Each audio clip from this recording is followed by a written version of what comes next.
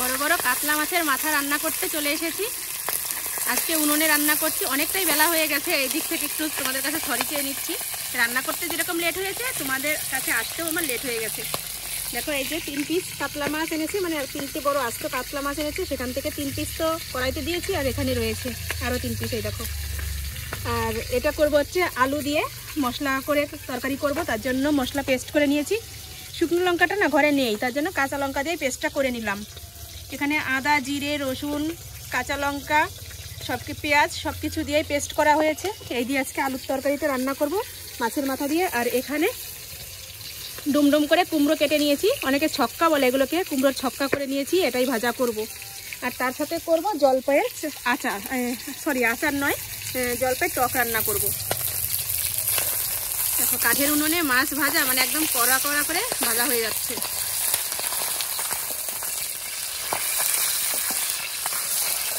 বাবা বলেছিল সকালবেলা যে মুগ ডাল দিয়ে মাছের মাথা দিয়ে রান্না করবি নাকি। আমি বলছি যে মুগ ডাল দিয়ে করলে তো ভালো লাগে, কিন্তু যেহেতু লেট হয়ে গেছে আজকে রান্না করতে আসতে, ডাল রান্না করলে অনেকটা টাইম লাগে, কারণ ডাল খুব ভালো করে রান্না না করলে কিন্তু ভালো লাগে না। হ্যালো বন্ধুরা, good afternoon, welcome back to my channel. শুরু করছি আমি আজকের ভিডিওটি। আজকেও দেখো তোমাদের গুড মর্নিং বলতে পারলাম না, কেমন লাগে বলো।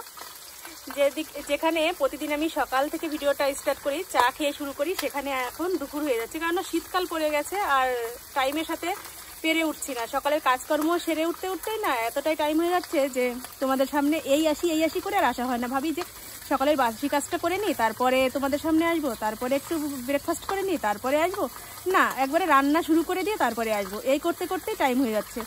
কি আর করা যাবে বলো, যখনই এসেছি এটাই অনেকটা। এই যে মাছ ভাজা চলছে, আর দেখেছো জাল হচ্ছে কি সুন্দর। তো চলো ভিডিওটা শুরু করলাম, সারাদিন দেখতে থাকো, সাথে থাকো, আর তোমাদের ভালোবাসার অপেক্ষায় থাকলাম। এই যে মাছ ভাজা হয়ে গেছে, এখন মশলা দিয়ে ভালো করে আলুটা কষিয়ে নিচ্ছি, তারপরে রান্না করবো। কাঠের চালে কষানো আলাদা, একদম পুরো তেল টুকটুক করে ভাজা হচ্ছে। এই যে মাংস রান্না করবো এই মনে, হ্যাঁ বাবা, মাংস রান্না করলে সেই মাংসের টেস্টই আলাদা হবে।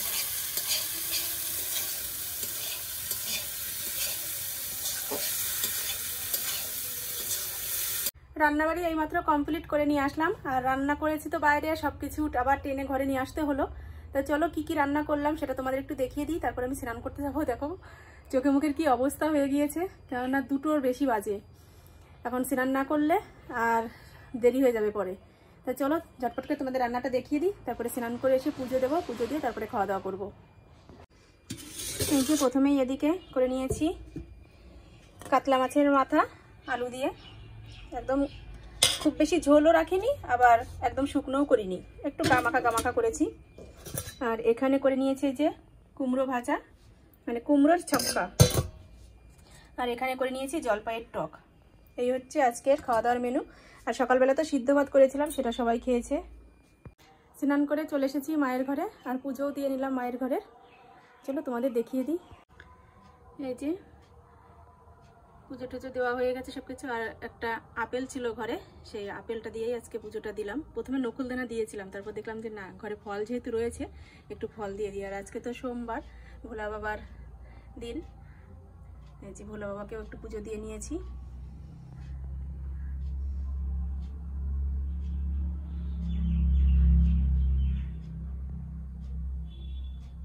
স্নান করার আগে অনেকখানি কাজ সেরে নিয়েছি। এই দেখো পুরো উঠোনটা ঝাড় দিয়েছি খুব সুন্দর করে, কারণ প্রচুর নোংরা হয়েছিল। সকালবেলা তো ঝাড় দিতে পারিনি, একটু বেলা হয়ে গেছিলো উঠতে।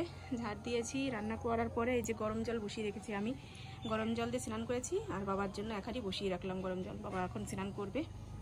আর এদিকে এই যে জামা কাপড় কিছু কেচে নিয়েছি, কালকে গরম জলে ভিজিয়ে রেখেছিলাম সার্ফ দিয়ে, তো সেগুলো আজকে কেচে নিলাম। এই সাইডে রয়েছে। আর এই যে একটা আমাদের ঘরে একটা তোষক ছিল, সেই তোষকটা দেখো ইঁদুরে কিভাবে কেটে দিয়েছে, দেখেছো? এই দেখো, অনেক কয়দিন খেয়াল করা হয়নি। আগে অবশ্য ভাঁজ করা ছিল বাইরেই, মা বলেছিল যে তোষকটা এক জায়গায় একটু ছেঁড়া আছে, একটু সেলাই করে দিস। বেশ, আমি বলেছি ঠিক আছে, সময় করে একদিন সেলাই করে দেবো, কেননা মা তো আর পারে না এসব কাজ করতে এখন। আর তারপরে দেখছি যে উই ধরে গেছে ঘরে। একদিন দেখি বেঞ্চ টেঞ্চ শুদ্ধ সব কিছু, এই দেখো এখনো উইয়ের মাটিগুলো রয়েছে, ছেড়ে ছেড়ে ফেলেছি, রোদ দিয়েছিলাম আজকে। এখানে তো কেটেছে, এর সাথে আরও ভিতরেও রয়েছে অনেক কয়েক জায়গায় কাটা, তাই এখানে এনে রাখলাম, একটা ব্যবস্থা করতে হবে। দেখাচ্ছ, এই দেখো, ওই দেখো ভিতরে কাটা রয়েছে অনেকটা, এখন খুলতে হবে। এই দেখো অনেকটা জায়গা এরকম নষ্ট হয়ে গেছে। আর এই যে উইয়ের মাটিগুলোও রয়েছে, এগুলো সব এখন মেন হচ্ছে এই কভারটা পুরো খুলে তুলোগুলো বের করে আবার ফিরে তোষক তৈরি করতে হবে। সেটা না করলে এটার ব্যবহার করা যাবে না, তাই এটা একটা ব্যবস্থা করব, করে দাদার চকির উপরে পেতে দেবো এটা, কারণ শীতকাল তো এখন ঠান্ডা পড়ে গেছে, ওর চকির উপরে দিলে ও একটু ওম জায়গায় শুতে পারবে। যে ভাঁজ করে রাখলাম, এক হাতে তো সম্ভব হয়নি, এই জন্য 2 হাতে ধরে তারপর ভাঁজ করলাম। গুছিয়ে রাখতে হবে, দেখা যাক কবে পারি, কেননা কভারটা বললেই তো আর ঠিক করা যাবে না, অনেকগুলো পয়সার ব্যাপার, প্রায় 1000 টাকা লাগবে এটা ঠিক করতে গেলে। তো চলো এখন খাওয়া দাওয়া করবো, অনেকটাই বেলা হয়ে গেছে, 4টে বেজে গেছে প্রায়। ছেলে এখানে দেখো বই পড়েছে, বইগুলোও এখানে রয়েছে। এই তোর বই ঘরে নে, এই দেখো, ঠিক আছে। ফাঁকা জায়গা বলে চোখের উপরে কিছু পাততে পারছি না, পাতলে রাত্রে দেখা গেল কোনো বিড়াল টিড়াল এসে যদি শুয়ে থাকে, সেটার মধ্যে আর আমরা শুতে পারবো না, বসতেও পারবো না, এই জন্য কিছু পাচ্ছি না। বাবা বলছে যে মিস্ত্রি নেবে, নিলে এখান দিয়ে বেড়াটা দেওয়ার ব্যবস্থা করবে, বেড়া দেওয়া হয়ে গেলে তারপরে এই বিছনাটা পেতে রাখতে পারবো।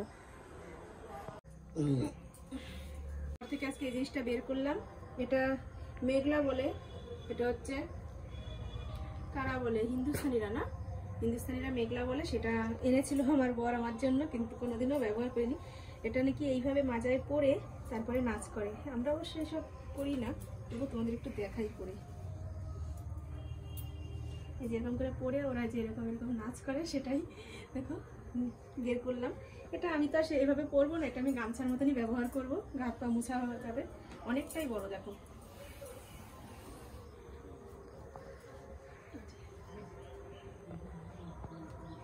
এইভাবেও অনেকে পরে, এইভাবেই পরে বেশিরভাগ।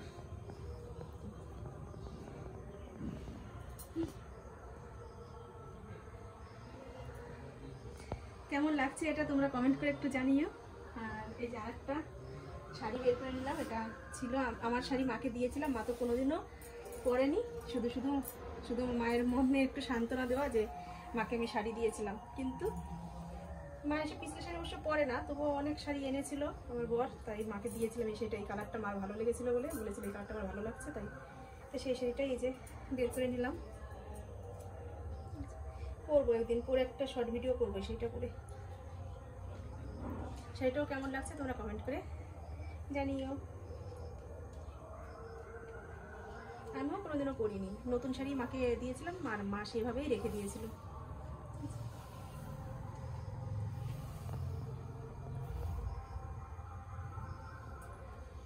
ভাজ করে নি। এই যে ভাত বাড়তে চলে আসলাম, 2 থাল ভাত বেড়ে নিয়েছি, আর এই যে বাসনপত্র সব ধুয়েছি, বললাম না যে অনেক কাজ করেছি। আর এই যে তো তরকারিটা থালেই দিয়ে দেবো এখন।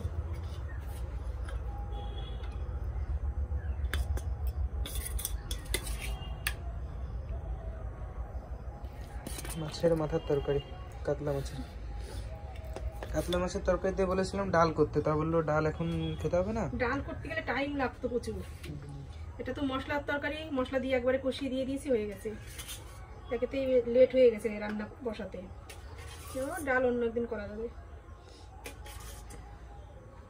তো চলো ভাত বেড়ে নিলাম, খাওয়া দাওয়া করে নেবো, খাওয়া দাওয়া করে তারপরে আসছি। সন্ধ্যার সময় একটু রেডি হয়ে নিলাম, সন্ধ্যা দিয়ে এসেছি, এই যে রেডি হয়েছি, হাতে পার্স নিলাম, এই যে একটা ব্যাগ নিয়েছি, যাব মায়ের ফটো বাঁধাতে। এই যে এর মধ্যে সব ফটোগুলো ভরে নিয়েছি, যেসব ফটোগুলো বাঁধাবো। আর আরেকটা ফটো কম্পিউটার থেকে ছেলে ডাউনলোড করে মোবাইলে নিল, ও ফটোটাও বাঁধাতে দেবো, এই জন্য ওকেও নিয়ে যাচ্ছি সাথে করে। তো চলো হাঁটবার, আর আসার সময় দেখি যদি কিছু সবজি টবজি কিনে নিয়ে আসতে পারি তাহলে সেটাও নিয়ে আসবো। তো চলো বেরিয়ে পড়ি।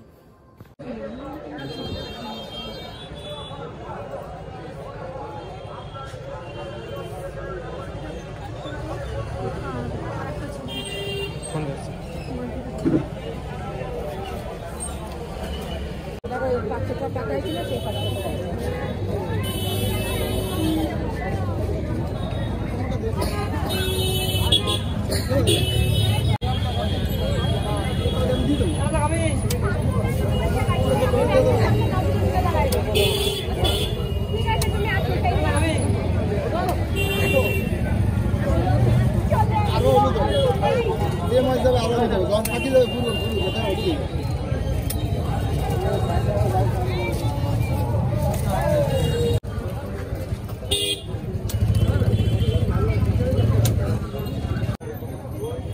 তোমাদেরও লাভ হবে।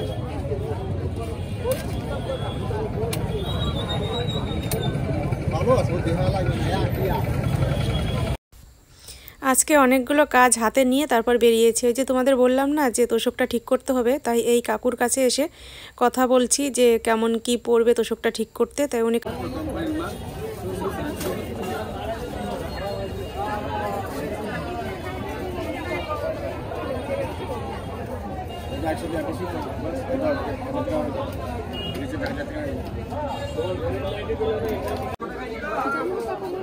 বেশি লাগে।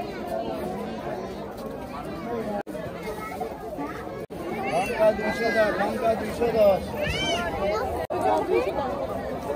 210 টাকায় জাল 525 500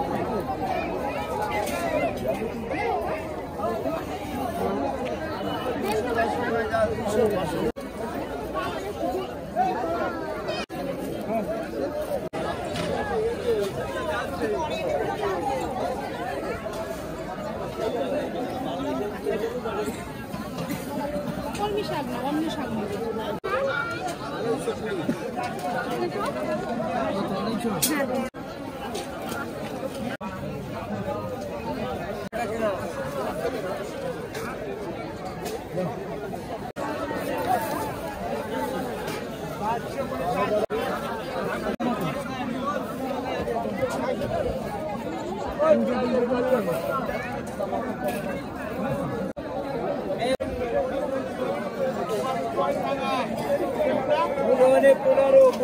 পনেরো টাকায় কেটে নেবে।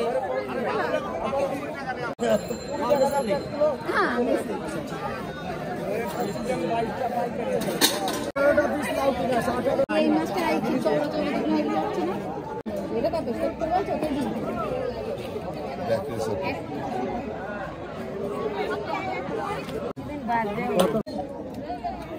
পদ্মার ইলিশ বাংলাদেশি পদ্মা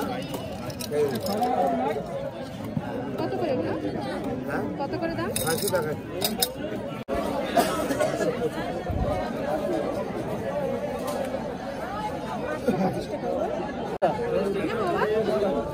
প্যাকেট দিতে হবে, আমি ব্যাগে জায়গা নেই।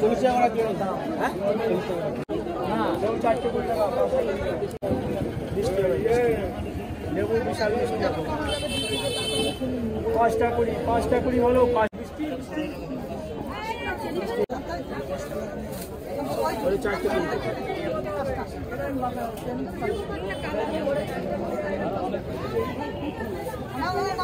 দেখো বাজার ঘাট করে নিয়ে এই যে চলে আসলাম। বাবা আমার হাত পুরো ভরে গেছে, দেখেছো? তোমরা তো দেখলেই কি কি বাজার করলাম, এগুলো দেখানোর নেই কিছু। আর এগুলো নামাই।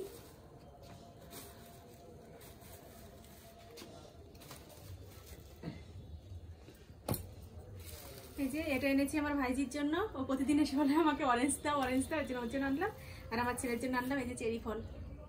এটা এখন ছেলের আমি দুজনেই টেস্ট করে দেখবো কেমন লাগে খেতে। চলো ড্রেসটা চেঞ্জ করে নিই, তারপর আসছি। এই যে চেরি ফলগুলো ঢালি, কালার দেখেই মন ভরে যায়, খেতে কেমন লাগবে জানি না। এর আগে অবশ্য খেয়েছি, কিন্তু আমার অতটা খেয়াল নেই স্বাদটা কেমন লাগে।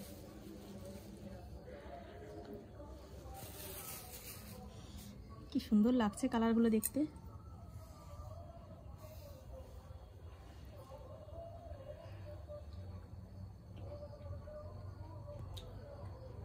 মিষ্টি, ভালোই লাগছে খেতে। এগুলো তো করম চাগুলো পেকে যায়, তারপরে এর মধ্যে কালার দেয়। করম চা একটু কসকস করছে, ভালোই লাগছে খেতে। খেয়ে দেখ বাবা।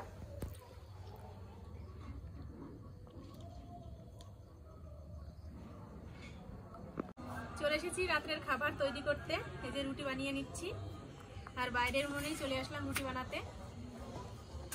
কত সুন্দর আলো, সারা উঠোনটা পুরো আলোয় আলোয় ভরে গেছে, ভীষণ ভালো লাগছে। আজকেই প্রথম রাত্রের জন্য এখানে আসলাম, কেননা প্রতিদিন তো ঘরেই রান্না করি, গ্যাসে করি। আর তাড়াতাড়ি করে নিচ্ছি রুটিটা, হাটে ভ্যানের পয়সাগুলো নিতে হবে, এর জন্য মায়ের ঘরে যাব, বসবো ওখানে। চলো এই যে এটাই প্রথম রুটি বানিয়ে নিচ্ছি।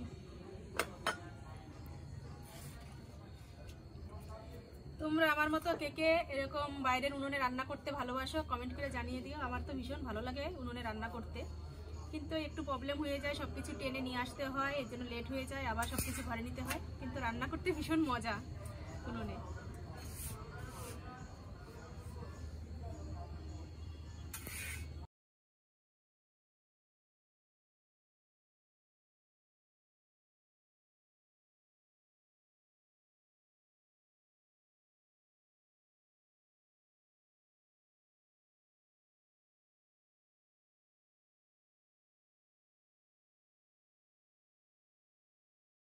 রুটি বানানো হয়ে গেছে আর এখন চলে এসেছি মায়ের ঘরে ওই ভ্যানের পয়সাগুলো কালেকশন করতে। এই যে দুজন দিয়ে গেছে, আরও রয়েছে কয়েকটা ভ্যান, সেগুলো আসবে, তারপরে হচ্ছে ঘরে যাব, খাওয়া দাওয়া করব, শুয়ে পড়বো। তো চলো আজকের মতো ভিডিওটা এখানেই রাখছি। তোমরা ভালো থেকো, সুস্থ থেকো, আর আমার চ্যানেলটি সাবস্ক্রাইব করে দিয়ে আমার পাশে থেকো। তো আজকের মতো টাটা বাই বাই, আগামীকাল আবার দেখা হবে।